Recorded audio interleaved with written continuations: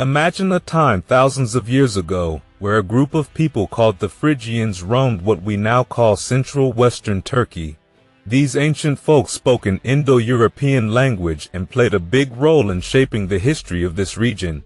Now, the Phrygians weren't just one tribe or culture, they were part of a larger mix of people that lived mostly in the central areas of Anatolia. The ancient Greeks used the term Phrygian to describe them, but it was really more of a label for many different groups, not just one specific tribe.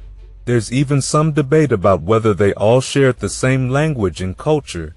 According to the famous historian Herodotus, the Phrygians originally lived in the southern Balkans and were called the Phrygians. But after migrating through the Hellespont to Anatolia, they became known as the Phrygians. This migration likely happened around 1200 BC, although some scholars think it occurred in stages much earlier. These guys weren't just warriors, they were also known for their music. In fact, some of the earliest Greek music was influenced by the Phrygians, especially their style known as the Phrygian mode, which was considered a warlike musical scale. Ever heard of King Midas, the guy with the golden touch? Yep, he was a Phrygian king, and according to legend, he learned music from none other than Orpheus himself. Plus, they invented the aulos, a cool double-piped reed instrument. Fun fact, the famous Phrygian cap, which became a symbol of freedom in later revolutions, was also worn by these people. The Phrygians spoke their own language, which was part of the Indo-European family, and scholars believe it was most closely related to Greek. Their story gets even more interesting around 1180 BC, when they moved into Anatolia, just as the powerful Hittite Empire was crumbling. They settled in, keeping their own distinct culture, and eventually, around the 8th century BC, they established their own kingdom with a capital at Gordion. But their peace didn't last forever. Around 690 BC, the Cimmerians, a fierce nomadic people, invaded and took down Phrygia. Later, the kingdom became a part of other great empires like Lydia, Persia, and eventually Rome. Although the Phrygian language died out by the 7th century AD, the influence of their culture still lingered long after. And when it comes to their culture, the Phrygian language played a pretty big role. It's part of the Indo-European language family, but we don't have a ton of written evidence to give us the full picture. What we do know is that Phrygian shares a lot of similarities with Greek and Armenian. In fact, modern scholars believe Greek is its closest relative. For a long time, people thought Phrygian was more like Armenian and Thracian, but today it's generally accepted as part of the Centum group of languages, which places it closer to Greek. Interestingly, some of the confusion about Phrygian's place in the language tree comes from how the language evolved over time. As Phrygian came into contact with other languages, like those from palatal vowels, some of its sounds started to shift. Over the last 50 years, scholars have even suggested that Greek and Phrygian might have come from the same proto-language, which is pretty wild when you think about it. Now, when it comes to archaeology, things get a bit tricky. There isn't a lot of physical evidence to go on, but some scholars have connected the Phrygians to the Lusatian culture from the late Bronze Age, suggesting they migrated from Europe into the southern Balkans before making their way to Anatolia around 1200 BC. But other archaeologists have pushed back on that theory, mainly because the pottery styles in central Anatolia didn't really change after the Bronze Age collapse, meaning the idea of a European migration has been losing steam. Religion was another key part of Phrygian culture, and one of their most important deities was Cybele, the mother goddess. They called her Matar, meaning mother, and sometimes referred to her as Matar Kubilia, which literally means mother of the mountain, a name that later evolved into the Greek Kybele and the Roman Cybele. She was often depicted wearing a long dress with a tall, cylindrical headdress, and she was fully veiled, symbolizing her powerful, all-encompassing presence.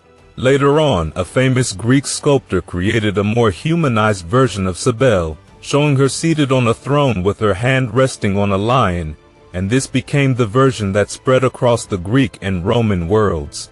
But Cybele wasn't the only god the Phrygians worshipped. They also honored Sabazios, a sky god who was often depicted riding a horse. The Greeks associated him with Zeus, but Phrygian art always shows him as a horseman, sometimes trampling a bull, likely a symbol of his dominance over the mother goddess, whose sacred animal was the lunar bull. This imagery suggests there might have been some tension between these two powerful deities. Recent studies have even uncovered new inscriptions from the Phrygian city of Dorilaeon, mentioning gods like Mythata Rapata, Mos Timbrugios, and Pontic Bos. These were lesser-known deities in their pantheon, alongside their version of Zeus, and other borrowed gods like Artemis and Dionysus. And according to ancient myth, one of the earliest kings of Phrygia was Nanakis, or Anakis. Now, this guy supposedly lived for an impressive 300 years. After he passed away, a massive flood hit the land, just as an oracle had predicted. The next king we hear about in the records was Manes, or sometimes called Mostes. Plutarch even says that the word manic in Phrygia came from this king, due to his incredible achievements. After these early kings, it seems the Phrygian kingdom became a bit fragmented, with various rulers controlling different regions. One of the more famous kings was Tantalus, who ruled near Mount Sipylus in northwestern Phrygia. Tantalus is a well-known figure from Greek mythology, but not for good reasons. He got himself into serious trouble by allegedly offering his own son, Pelops, as a sacrifice to the gods. This act led to his eternal punishment in the underworld, where he was forever tormented in Tartarus. But Phrygian mythology really starts getting interesting with the story of Gordius, a humble farmer. During a time when the kingdom had no ruler, the Phrygians sought guidance from the oracle of Sabazios, whom the Greeks equated with Zeus. The oracle told them that their next king would be the first person to ride up to the temple in a cart. And wouldn't you know it, that person was Gordius. After becoming king, Gordius dedicated the very cart he rode in by tying it to a temple with a famously complex knot, the Gordian knot. This knot would go on to become legendary, as it was said that whoever could untie it would rule all of Asia. Gordius also established a new capital, Gordium, which became a crucial city on the ancient royal road through Anatolia. As we move forward in Phrygian mythology, we encounter the most famous name of all, King Midas. You've probably heard the tale of Midas and his golden touch, right? Well, the myth goes that Midas was the son of Gordius, and he was blessed, or cursed, depending on how you look at it, by the god Dionysus. After gaining the ability to turn everything he touched into gold, Midas quickly realized it wasn't all it was cracked up to be. To rid himself of this gift, he traveled to the river Pactolus in Asia Minor, where he washed away the golden touch. Fun fact, the sands of the river were said to contain gold ever since. Midas also plays a part in another myth involving Attis, the youthful lover of the goddess Cybele. Midas tried to marry his daughter to Attis, but things got messy when Cybele intervened, causing madness to sweep through the wedding party. In the chaos that followed, Midas reportedly met his end. Turning to historical accounts, during the Trojan War, the Phrygians were actually allies of the Trojans. According to Homer's Iliad, the Phrygians even helped King Priam of Troy in battle against the Amazons, and Priam's wife, Hecabe, or Hecuba, is said to have been Phrygian herself, a daughter of King Demas.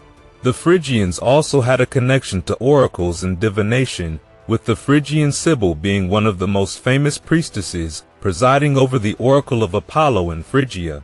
Another notable figure was Marsyas, a satyr who followed the goddess Cybele.